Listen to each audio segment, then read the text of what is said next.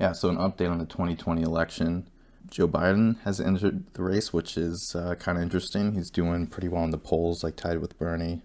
I think Trump winning is actually helping a lot of progressives because it kind of shows to the American people that, like, look, anyone could win the presidency and anything's possible.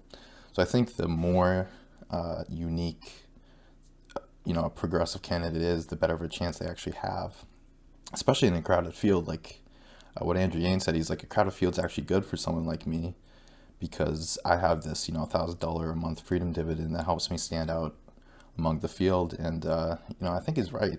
Yeah, I definitely can't wait until the end of June where the first presidential debate's going to be. And right now, there's only like 6 candidates that have qualified for it.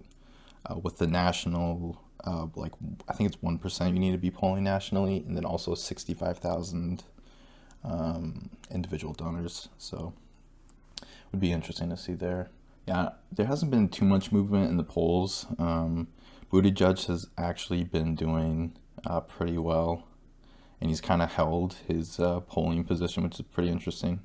The only thing is he doesn't have a ton of specific policies, but he does seem more open to specifics. But he actually did he did say he was open to UBI because of automation taking away jobs. So I think that's pretty interesting. I'd like to see if he continues to take that position or if he doesn't. And I think it'll also be interesting to see what happens with the economy, because, like, if the economy is still doing great, then Trump has a much easier chance of being reelected. And if the economy's bad, like, definitely does not favor Trump continuing to stay in office, because the Democrats could blame him for the economy going south, basically. But yeah, back to Andrew Yang. Like, I definitely like his work ethic. Like, he seems to be doing an interview or a speech just about every day of the week, or like during Monday through Friday. Like, he's got like new interviews on YouTube like almost every day.